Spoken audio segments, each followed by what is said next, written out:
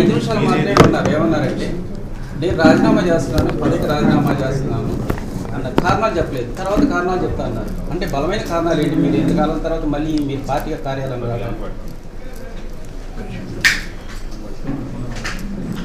సుమారు 9.5 సంవత్సరాల కాలం మంగళగిరి ప్రజలు, అదేవిధంగా ఆ రోజుల్లో నేను వైఎస్ఆర్ కాంగ్రెస్ పార్టీ తరఫున మంగళగిరిలో గెలవటం, మంగళగిరి ప్రజలు నన్ను ఆశీర్వదించటం, ఒక 5 సంవత్సరాలు ప్రతిపక్షంలో, 4.5 సంవత్సరాలు సుమారుగా పాలకపక్షంలో పనిచేయటం, మంగళగిరి అభివృద్ధికి ప్రజలు అధికారులు సహకరించటం, మొన్నే చెప్పాను నేను, కొన్ని వ్యక్తిగత కారణాల వల్ల రాజీనామా చేస్తున్నాను అని చెప్పి చెప్పటం, ప్రధానంగా మరి ఈ రోజున చెప్పాలి అని అంటే కారణాలు అనేవి ముఖ్యమంత్రి జగన్మోహన్ రెడ్డి గారు మంగళగిరి అభివృద్ధి కోసం నేను 1200 కోట్ల రూపాయలు కేటాయిస్తున్నానని చెప్పటం,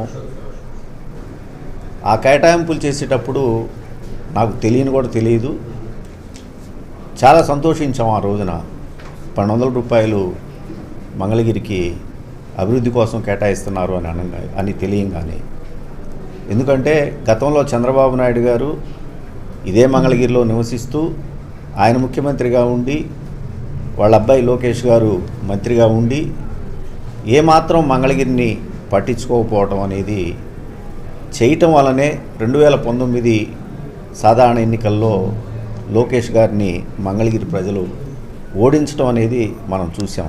అంటే మంగళగిరి ప్రజలు అభివృద్ధిని కోరుకుంటున్నారు అనేది చాలా స్పష్టమైంది. ముఖ్యమంత్రి జగన్మోహన్ రెడ్డి గారు 1200 కోట్ల రూపాయలు ప్రకటించిన తర్వాత కరోనా టైము, ఆ టైంలో ఆర్థికంగా రాష్ట్రం అంతా కూడా ఇబ్బందులు ఉన్నాయి, వెయిట్ చేశాము. తర్వాత సుమారు 2.5 సంవత్సరాల కాలం పాటు నేను ముఖ్యమంత్రి గారి దగ్గరికి వెళ్ళటం, అనేక సార్లు ఆయన అధికారులతోటి సమీక్షలు చేయటం, మంగళగిరి అభివృద్ధి కోసం 1200 కోట్ల రూపాయలని మరి కన్సల్టేట్ని పెట్టి ఏ పనులు చేయాలని చెప్పేసి డిపిఆర్లు కూడా సిద్ధం చేసుకోవడం కూడా జరిగింది. 1200 కోట్ల రూపాయలు ఇవ్వలేములే, ఇబ్బందులుగా ఉన్నాయని చెప్పేసి దాన్ని 500 కోట్ల రూపాయలకి కుదించటం, 500 కోట్ల రూపాయలు మళ్ళా తిరిగి 350 కోట్ల రూపాయలు కుదించటం, మళ్ళా తిరిగి 350 కోట్లని 125 కోట్ల రూపాయలకు కేటాయించడం జరిగింది. అంటే చివరికి 1200 కోట్ల రూపాయల నుంచి 125 కోట్ల రూపాయలకి ఫైనల్ చేస్తూ మంగళగిరి నియోజకవర్గానికి అభివృద్ధి పనుల నిమిత్తం జీవో ఇచ్చి, తర్వాత అడ్మినిస్ట్రేటివ్ శాంక్షన్ కూడా ఇచ్చిన తర్వాత స్థానిక అధికారులతో కలిసి మేము టెండర్లకు వెళ్ళటం, మంగళగిరి నియోజకవర్గంలో స్థానికంగా ఉన్నటువంటి నేను కానీ ఇక్కడ పనిచేస్తున్నటువంటి అధికారులు ఎవరూ కూడా పైసా కూడా లంచం తీసుకోరు అని చెప్పి తెలిసినటువంటి కాంట్రాక్టర్లు టెండర్లు వేయటం, ఖచ్చితంగా చెప్పగలుగుతాను 40-50 సంవత్సరాలుగా మంగళగిరిలో లేనటువంటి అభివృద్ధిని కేవలం సుమారు సంవత్సర కాలం లోపల మేము ఆ టెండర్ల ద్వారా పూర్తి చేయించడం జరిగింది. అయితే నిధులు విడుదల అనేది మాత్రం ఒకవైపున ఇటు కాంట్రాక్టర్ల ఒత్తిళ్ళు, తిరిగి మళ్ళా నేను సీఎంఓకి వెళ్ళి ముఖ్యమంత్రి గారితో మాట్లాడుకున్నా, ఆయన ధనంజయ రెడ్డి గారికి చెప్పినా కూడా నిధులు విడుదల కాకపోవటం చాలా ఇబ్బందులకు గురి చేసింది. 1200 కోట్ల రూపాయలని 125 కోట్ల రూపాయలకు కుదించి దాంట్లో రూపాయి కూడా ఈనాటికి కూడా విడుదల చేయనటువంటి పరిస్థితులు మీ అందరికీ తెలుసు. మంగళగిరిలో ఎన్ని పనులు చేసాం ఇప్పటికే, కానీ రూపాయి కూడా నిధులు రాని పరిస్థితుల్లో కాంట్రాక్టర్లు ఎన్ని ఇబ్బందులు పడతా ఉన్నారు, వాళ్ళ ఒత్తిడి ఎంత ఉంది. నేను సుమారు 7-8 కోట్ల రూపాయలు బయట నుంచి అప్పులు తీసుకొచ్చి మరీ కాంట్రాక్టర్లకి సర్దినటువంటి పరిస్థితులు కూడా అందరికీ తెలుసు. అదేవిధంగా ఇవన్నీ కూడా ఎంటీఎంసీలో చేయగలిగాము. మరి దుగ్గిరాల మండలానికి వచ్చేసరికి 50 కోట్ల రూపాయల నిధులు కేటాయించమని చెప్పి అడిగాం. 50 కోట్లని చివరికి 20 కోట్లన్నా కేటాయించమని చెప్పి అడిగినా కూడా ఆ నిధులు కూడా కేటాయించినటువంటి పరిస్థితులు వచ్చినాయి. నా సొంత డబ్బులతోటి ఇటు ఎంటీఎంసీలో కానివ్వండి, అదేవిధంగా దుగ్గిరాల మండలంలో కానివ్వండి, ఎన్ని పనులు చేశామో మంగళగిరి నియోజకవర్గ ప్రజలకి ఇక్కడ ఉన్నటువంటి అందరికీ తెలిసినటువంటి విషయమే. ఇంత జరిగినా కూడా ఇవాళకి కూడా బిల్లులు రానటువంటి పరిస్థితులు మరి ఉంటే ఏం చేయాలి? ఒకవైపున చూసాము 2019లో లోకేష్ అంతటి అతన్ని అభివృద్ధి చేయకపోతే ఓడించినటువంటి మంగళగిరి ప్రజలు మళ్ళీ తిరిగి వైఎస్ఆర్ కాంగ్రెస్ పార్టీకి పట్టం కట్టాలి అని అంటే మనం సంక్షేమంతో పాటు అభివృద్ధి కూడా చేయాల్సినటువంటి అవసరం చాలా ఉంది. ఆ అభివృద్ధికి మరి సహకరించకపోతే మళ్ళీ తిరిగి ఏ మొహం పెట్టుకొని మేము వెళ్ళి ఓట్లు అడగాలి మంగళగిరి ప్రజల్ని? చాలా బాధపడ్డాము, చాలా ఇబ్బందులు పడ్డాము. అందుకని నేను ఎవరిని నిందించాల్సినటువంటి అవసరం లేదు. ఇవాళ ఎవరి బాధలు వాళ్ళకున్నా, ఆర్థిక ఇబ్బందులు ఉన్నా కూడా వాళ్ళకి నాకు ధనంజయరెడ్డి గారు చాలాసార్లు మెసేజ్లు పెట్టారు, ఆర్కే కొంచెం ఫైనాన్షియల్గా ఇబ్బందులు ఉన్నాయి, ఆ ఇబ్బందులు తొలగిపోగానే మంగళగిరికి డబ్బులు ఇస్తామని అన్నారు. కానీ ఎలక్షన్స్ కూడా దగ్గరకు వచ్చిన టైంలో కూడా ఇవాళ మంగళగిరికి నిధులు రాకపోతే ఇంక ఏమని మేము పని చేయగలుగుతాము, ఏమని మళ్ళీ తిరిగి ప్రజల దగ్గరికి వెళ్ళగలుగుతాం అని చెప్పేసి అనిపించి బహుశా నేను రాజకీయాలకి సరిపోనేమో ఇవాళ రాజకీయాలకి. ఎందుకంటే సంక్షేమం, అభివృద్ధి ఈ రెండు కళ్ళు అని చెప్పుకునేటటువంటి ఏ ప్రభుత్వం అయినా కూడా సంక్షేమం అనే ఒక కంటిని వెలుగిచ్చి అభివృద్ధి అనే ఒక కంటికి వెలుగు లేకపోతే ఆ మనిషి పరిస్థితి ఎలా ఉంటుందో ఆ నియోజకవర్గ పరిస్థితి కూడా అలా ఉంటుంది అని చెప్పేసి భావించి ఆ రోజున నేను మంగళగిరి ప్రజల్ని మన్నించమని చెప్పి కోరుకుంటూ నేను రాజకీయం నుంచి ఆ రోజున మరి వైఎస్ఆర్ కాంగ్రెస్ పార్టీకి అదేవిధంగా నా శాసనసభ సభ్యత్వాన్ని కూడా నేను రాజీనామా చేయటం జరిగిందని చెప్పేసి ఈ సందర్భంగా తెలియజేసుకుంటాను. అది వాళ్ళ వ్యక్తిగా వాళ్ళ దీనికే వదిలేస్తామండి మేము.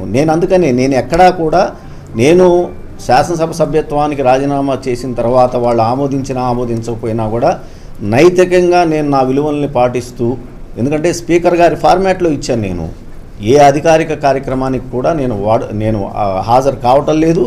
చివరికి నా గన్మెన్లు కానివ్వండి, నాకు ఇచ్చినటువంటి ఎస్కాట్ను కానివ్వండి, నేను ఎక్కడా కూడా వాడుకోవట్లేదు. అయినా కూడా మంగళగిరి ప్రజలకి నేను దూరంగా ఉండను. ఖచ్చితంగా నేను రాజకీయాల్లోనే ఉంటాను. రాబోయే రోజుల్లో ఏ పార్టీలో ఉండాలి, ఎలా నేను రాజకీయాలు చేసుకోవాలనేది ఇంకా కొద్దిగా టైము పట్టుద్దని అనుకుంటా ఉన్నా నేను. అయితే ఒక మాట అయితే నేను ఖచ్చితంగా చెప్పగలుగుతానండి, నేను రాజశేఖర రెడ్డి గారి మనిషిని. సో నేను ఖచ్చితంగా ఇవాళ రాజశేఖర రెడ్డి గారి అబ్బాయికి, రాజశేఖర రెడ్డి గారి అబ్బాయి ఆయన మరణం తర్వాత జగన్మోహన్ రెడ్డి గారు పెట్టినటువంటి పార్టీకి ఎంత సేవ చేశానో, వైఎస్ఆర్ కాంగ్రెస్ పార్టీ ఆ రోజుల్లో మరి అధికారంలో రావడానికి ఈ రాష్ట్రంలో ఎంతమంది పనిచేశారో వాళ్ళల్లో నేను ఒకటిగా నా సర్వస్వం పోగొట్టుకొని నేను పనిచేశాను. నేను మరి అలాంటి వాడిని, నేను రాజశేఖర రెడ్డి గారి భక్తుడిగా నేను ఇంకో పార్టీకి అయితే వెళ్ళే ప్రశ్నే లేదు. రాజశేఖర రెడ్డి గారి అబ్బాయి కోసం పనిచేశాను. నేను ఒకవేళ షర్మిలమ్మ గారు ఇంకా నిర్ణయం తీసుకోలేదు, ఆమె కనుక నిర్ణయం తీసుకొని ఏ పార్టీలోకి వెళితే ఖచ్చితంగా నేను షర్మిలమ్మ వెంటే నడుస్తాననేది మాత్రం ఖచ్చితంగా చెప్పాను. సార్, మీరు నిధులు కొరత వల్లే నేను పక్క వచ్చానంటున్నారు. నిజంగా మీడియా ద్వారానే ఈ మెసేజ్ని పబ్లిక్ తీసుకెళ్ళగలి. ఒకవేళ మీరు అన్నట్టు అది కనుక ల్యాబ్స్ సెటరేట్ చేసుకున్నట్టయితే మీరు పునరాలోచన చేసుకునే అవకాశాలు ఉన్నాయి? నేను అసలుకి వెళ్ళనండి. నేను ఇక తిరిగి వెనక్కి వెళ్ళే ప్రశ్నే లేదు. ఎందుకంటే ఏమండి, 125 కోట్ల రూపాయలు నిధులు కూడా పైసా లంచం లేకుండా కాంట్రాక్టర్లతో పనిచేయించే వాళ్ళమి. అందులో కూడా గమనించండి, నేను అందరినీ కోరుకునేది ఒకటే, రాజకీయాల్లో ఉండే మనము ఒక పార్టీలో ఉన్నప్పుడు ఇంకో పార్టీని ఓడించాలని చెప్పేసి అనుకుంటాం మనం. అలా అనుకున్నప్పుడు ఖచ్చితంగా వైఎస్ఆర్ కాంగ్రెస్ పార్టీ కొన్ని సిద్ధాంతాలతో ఉండాలి. అవి ఏంటి అని అంటే, మంగళగిరిలో టీడీపీ అభ్యర్థిని ఓడించాలి, కుప్పంలో టీడీపీ అభ్యర్థిని ఓడించాలి, పులివెందుల్లో టీడీపీ అభ్యర్థిని ఓడించాలి, అటు గాజువాక, భీమవరం ఇలాంటి కొన్ని ముఖ్యమైనటువంటి ప్రాంతాలలో వైఎస్ఆర్ కాంగ్రెస్ పార్టీ, తెలుగుదేశం పార్టీ అభ్యర్థుల్ని, తన ఆపోజిట్గా ఉండేటువంటి అభ్యర్థుల్ని ఓడించాలి అని అంటే పనిచేయాలండి మనం ప్రజలకి. ఆయా నియోజకవర్గాల్లో ఉన్నటువంటి వైఎస్ఆర్ కాంగ్రెస్ పార్టీ అభ్యర్థుల్ని కాపాడుకోవాలి, ఆ ప్రజలకి దగ్గరగా అతి దగ్గరగా వెళ్ళేటటువంటి వాళ్ళకి అండగా నిలబడాలి. అలాంటి పరిస్థితులు లేవు కాబట్టే ఇక్కడ నిధులు ఇవ్వలేదని అంటా నేను. అలా నిధులు ఇచ్చుంటే మీరే చూశారండి, ఇక్కడున్న మీరందరూ ఇప్పుడు నన్ను ప్రశ్నలు అడుగుతున్నా మీరందరూ కూడా మంగళగిరి వాసులే. నేను అందుకే ఇందాకన్నా 30-40 సంవత్సరాలు 50 సంవత్సరాల నుంచి లేనటువంటి అభివృద్ధిని 4.5 సంవత్సరాల కాలంలో నేను చేసి చూపించాను. నేను అందుకే అడుగుతున్నా, అటు వైఎస్ఆర్ కాంగ్రెస్ పార్టీ వాళ్ళని కానివ్వండి, టీడీపీ వాళ్ళని కానివ్వండి, వెళ్ళి చూడమనండి. నేను ఓపెన్గా చెబుతున్నాను, ఏ బజార్కి వెళ్తారో, ఏ వీధికి వెళ్తారో, ఏ పేటకి వెళ్తారో, ఏ ఏరియాకి వెళ్తారో, నాడెలా ఉంది నేడెలా ఉంది చెక్ చేసుకోమనండి. ఎంత పని చేశామో, దానికి ఏమైనా నిధులు ఇచ్చారో అని కూడా చెక్ చేసుకోమని కూడా అడుగుతా ఉన్నా. ఎన్ని బాకీలు ఉన్నాము, ఎన్ని ఇబ్బందులు పడతా పనిచేసాము, ఇన్ని చేసినా కూడా నిధులు ఇవ్వలేకపోతే అంతదాకా ఎందుకంటే అతి ఇంపార్టెంట్ అయినటువంటి 2 బ్రిడ్జిలు, రేవేంద్రపాడు బ్రిడ్జి బ్రిటిష్ కాలంలో బకింగ్హామ్ కెనాల్ మీద కట్టారు. అదేవిధంగా తాడేపల్లిలో అనునిత్యం గౌరవ ముఖ్యమంత్రి గారు పయనించేటటువంటి హెలిపాడ్కి వెళ్ళేటటువంటి బ్రిడ్జి కూడా మరి అది కూడా బ్రిటిష్ కాలంలో కట్టింది. ఈ 2 బ్రిడ్జిలకి నిర్మాణానికి నిధులు ఇవ్వమని నేను గతంలో తెలుగుదేశం పార్టీలో దేవినేని ఉమామహేశ్వరరావు గారు జలవనరుల శాఖ మంత్రిగా పనిచేసేటప్పుడు, అప్పుడు నేను ప్రతిపక్షంలో ఎమ్మెల్యేగా ఉన్నప్పుడు 2 సార్లు స్వయంగా లేఖలు రాసి వెళ్ళి ఆయన కలిశాను కూడా. ఆయన అన్నమాట, మా దగ్గర నిధులు లేవు, వారికి మేము ఇవ్వలేమని అన్నాడు స్పష్టంగా. మేము ఈ నియోజకవర్గ ప్రజలకి మేము హామీ ఇచ్చాము ఎన్నికల టైంలో, ఖచ్చితంగా రేవేంద్రపాడు బ్రిడ్జి, ఈ తాడేపల్లి బ్రిడ్జి బకింగ్హామ్ కెనాల్ మీద కడతాము అని చెప్పేసి. ఎందుకంటే రేవేంద్రపాడు బ్రిడ్జి అది కనుక ఏమన్నా ఇబ్బంది అయితే మరి అటు కొల్లిపర మండలం నుంచి కానివ్వండి, తాడేపల్లి దుగ్గిరాల మండలం నుంచి విజయవాడ వచ్చే వాళ్ళందరికీ కూడా అసలు ఇక రెండో దారి లేనే లేదు. అలాంటి బ్రిడ్జిని మనం పునర్నిర్మించాల్సినటువంటి అవసరం ఉందని ఎన్నిసార్లు ముఖ్యమంత్రి గారి దగ్గరికి వెళ్ళాము, ఎన్నిసార్లు నేను రాసినటువంటి లెటర్ల ద్వారా ఆయన కోరుకున్నాను. దాని నిర్మాణం చేపట్టకపోతే మనం ఏమని సమాధానం చెప్పగలుగుతాము ఈ మంగళగిరి నియోజకవర్గ ప్రజలకు అని చెప్పేసి నేను తెలియజేసుకుంటాను. గంజికి సమన్వయకర్త ఇస్తున్నారని తెలిసి మీరు రాజీనామా చేశారు? లేనే లేదండి, ఇవన్నీ ప్రచారాలే. ముఖ్యమంత్రి గారికి తెలుసు, జగన్మోహన్ రెడ్డి గారికి నాకు తెలుసు ఏం జరిగింది, అసలు ఏమైంది అనేది. అవన్నీ అపోహలేనండి. ఏమంటే నేను అందరితో టచ్లోనే ఉంటాం. కలిశానండి, నేను కలిశాను షర్మిలమ్మ గారిని కలిశాను. ఇప్పుడే మేము చెప్పలేమండి, నేను ఇప్పుడు చెప్పలేము. షర్మిలమ్మ గారు ఇంకా నిర్ణయం తీసుకోలేదు. షర్మిలమ్మ గారు ఇంకా కాంగ్రెస్ పార్టీలో జాయిన్ అవ్వలేదు. ఆమె అఫీషియల్గా జాయిన్ అయిన తర్వాత నేను మళ్ళీ మిమ్మల్ని కలుస్తాను. ఓటమికి భయపడే ఎమ్మెల్యేకి ఇక్కడ ఈ రాజీనామా అనే ఎవరన్నారు ఆ మాట? ఎవరన్నారు? రైట్, అది నేను వెళ్ళలేదంటే ఒకవేళ అదే మాట లోకేష్ గారు అని ఉంటే లోకేష్ గారిని టీడీపీ వాళ్ళని మంగళగిరిలో నేను అడిగేది ఒకటే, గతంలో చంద్రబాబు నాయుడు గారు ముఖ్యమంత్రిగా, లోకేష్ గారు మంత్రిగా ఇదే నియోజకవర్గంలో నివసించారు. ఆ రోజుల్లో మంగళగిరి ఎలా ఉంది, ఈ 4.5 సంవత్సరాల కాలంలో వైఎస్ఆర్ కాంగ్రెస్ పార్టీ ప్రభుత్వము నాకు అండగా నిలబడకపోయినా కూడా ఎంత అభివృద్ధి చేశామో గుండెల మీద చేసుకొని ఆ బజార్లకు వెళ్ళండి, లేదంటే నేను చేసినటువంటి నిర్మాణాల దగ్గరికి వెళ్ళి చూసి ఆ మాట చెప్పమని చెప్పేసి నేను కోరుకుంటా ఉన్నాను. సార్, ఇప్పుడు కాంగ్రెస్లో షర్మిల గారు చేరితే మీరు ఇక్కడ కాంగ్రెస్ నుంచి పోటీలో ఉంటారు? అదేనండి, ఇంకా నిర్ణయాలు జరగలేదు. ముందు షర్మిలమ్మ గారు చేరితే మాత్రం నేను షర్మిలమ్మ అంటే నా పైన. సార్, పార్టీ అతను అడిగినట్టు పార్టీ పక్కన ఫాలోవర్స్ అందరికీ ఒక వ్యాక్యూమ్ ఫామ్ అయింది, మమ్మల్ని నట్టెంట ముంచి వెళ్ళిపోయారు ఆర్కే గారు అనేది అది కరెక్ట్ కానే కాదు. ఎందుకంటే అంటే నా దగ్గర ఉన్నటువంటి, నా చుట్టూ ఉన్నటువంటి వాళ్ళందరికీ తెలుసు మేము గత 2 సంవత్సరాలుగా మంగళగిరిలో ఏమేం పనులు చేస్తూ ఉన్నాము, ఎన్ని ఇబ్బందులు పడుతున్నాము, ఎన్ని బాధలు పడుతూ ఉన్నాము, అయినా కూడా మాకు ఆర్థికంగా అండ దొరకలేదు అనేది ప్రతి ఒక్కరికి తెలిసినటువంటి మాట అయితే. అదే చెబుతా ఉన్నానండి, నేను అవన్నీ ఎక్కడికి పోవండి, ఎందుకంటే బిల్లులు చేసినవి వాళ్ళకి ఉంటాయి. అయినా కూడా నేను సుమారు 8 నుంచి 7-8 కోట్లు, ఇంకా లెక్క కూడా చూసి 7-8 కోట్ల రూపాయలు నేను బయట నుంచి తీసుకొచ్చి వాళ్ళకి సర్దానండి. కాబట్టి వాళ్ళకి తెలుసు, కాబట్టి నేను ఏ విధంగా పనిచేశాను, ఎక్కడ పైసలు లంచం తీసుకోకుండా నేను నా సొంత డబ్బులు బయట నుంచి తీసుకొచ్చిన డబ్బులు వాళ్ళకి సర్దాను. కాబట్టి వాళ్ళు పాపం ఏం మాట్లాడకుండా అలానే ఉండిపోయారు. వాళ్ళు చేసిన ప్రతి ఒక్క పనికి కూడా రికార్డ్స్ ఉంటాయి. ఇవాళగా రేపైనా బిల్లులు వస్తాయి. లేదంటే కొంతమంది గతంలో పనిచేసుకొని బిల్లులు రాకపోతే గౌరవ న్యాయస్థానాలకు వెళ్ళి న్యాయస్థానం తీర్పుల నుంచి బిల్లులు తెచ్చుకున్నటువంటి పరిస్థితులు కూడా ఉన్నాయని చెప్పేసి నేను తెలియజేసుకుంటాను. సార్, ఇప్పటికి కూడా వైసీపీ 75 గెలుస్తుందని అంటుంది. మీ లెక్క ప్రకారం ఎలా ఉంది భవిష్యత్తు? ఏమంటే ఏ రాజకీయ పార్టీకైనా కూడా న్యాయ నిర్ణేతలు ప్రజలండి. తెలుగుదేశం పార్టీ పనిచేయలేదు కాబట్టి తెలుగుదేశం పార్టీని ఆ రోజులు 2019లో ఇంటికి పంపించారు. 23 సీట్లకే పరిమితం చేశారు. కేవలం 3 పార్లమెంటు స్థానాలకే పరిమితం చేశారు.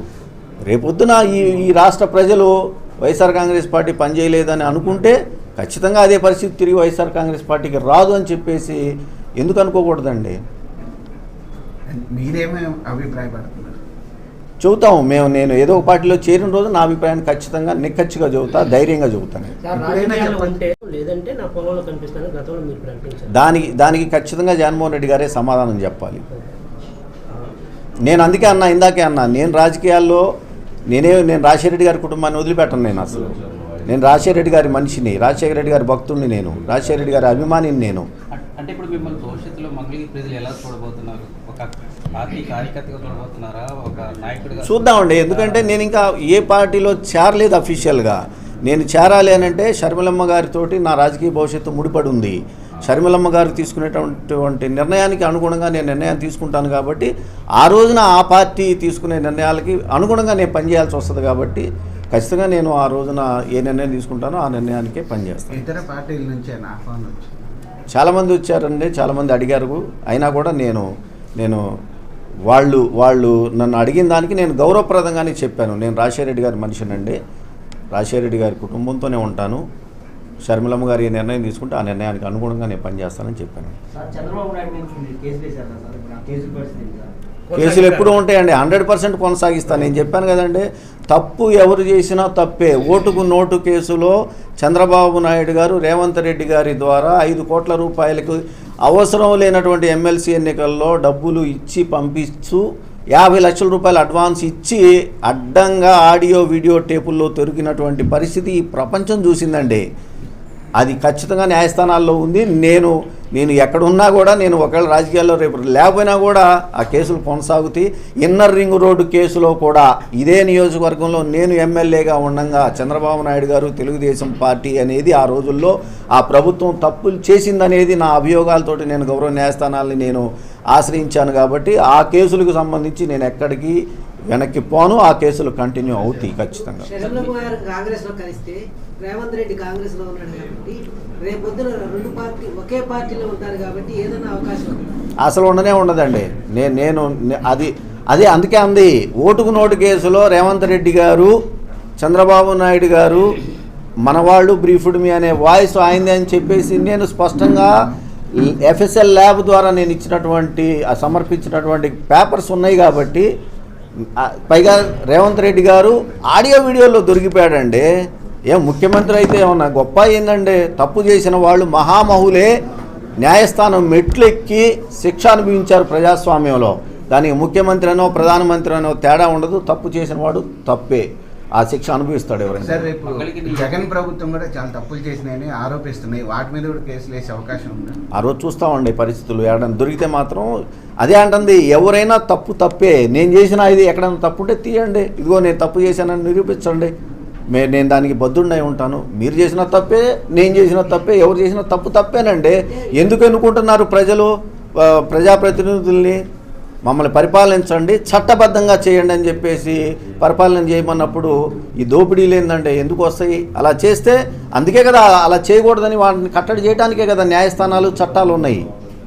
సార్, మంగళగిరిలో మీరు ఎమ్మెల్యేగా ఉన్నప్పుడు కొన్ని పనులు చేశారు, కోనేరు లాంటివి కావచ్చు, చేనేత అవి నత్తనాటకం నడుస్తున్నాయని చెప్పేసి ఒక వాదన అందరూ సర్వత్రా.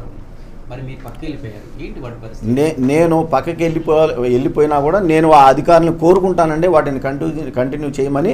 నాకు తెలిసి చేనేత బజార్ అయిపోయింది, త్వరలోనే దాన్ని ఓపెనింగ్ చేసుకుంటారు. నేను కమిషనర్ గారిని వ్యక్తిగతంగా కలుస్తాను. కోనేరు కూడా మీరు అంటే కోనేరు వాస్తవంగా ఏమైందనేది మీరు చూశారండి. ఒక కమిటీకి ఎండోమెంట్ అధికారులు దాన్ని రిఫర్ చేయటం వల్ల ఆ కమిటీ 2-3 నెలలు టైం తీసుకుంది. ఎక్కడైతే పిడుగుపడి అది దెబ్బతిందో అక్కడ మళ్ళీ తిరిగి మెట్లు నిర్మించాలి అంటే ఎలా ఆ మెట్ల నిర్మాణం కొనసాగించాలనేది ఒక రిపోర్ట్ రావడానికి 2-3 నెలలు టైం పట్టింది. ఆ రిపోర్ట్కి అనుగుణంగా పనిచేయడానికి కాంట్రాక్టర్ దొరకడానికే మాకు 5-6 నెలలు పట్టింది ఆ రోజుల్లో. ఇవాళ ఆ కాంట్రాక్టర్ పని కూడా చివరికి నిన్న కూడా నేను మాట్లాడుకుంటానే ఉన్నాను వాళ్ళతోటి ఎంతవరకు వచ్చిందని. లాస్ట్కి వచ్చేసరికి ఇంకో 3-4 హోల్స్ వేయాలని చెప్పేసి అంటా ఉన్నారు. అది అయితే వెంటనే ఆ నిర్మాణం, మెట్ల నిర్మాణం కూడా కొనసాగుద్ది. ఇవన్నీ కూడా ఈ పనులు బిగినైనటువంటి పనులన్నీ ఇవన్నీ కూడా ఖచ్చితంగా ఎవరైనా కొనసాగించాల్సిందే, కొనసాగిస్తారని చెప్పి నేను భావిస్తాను.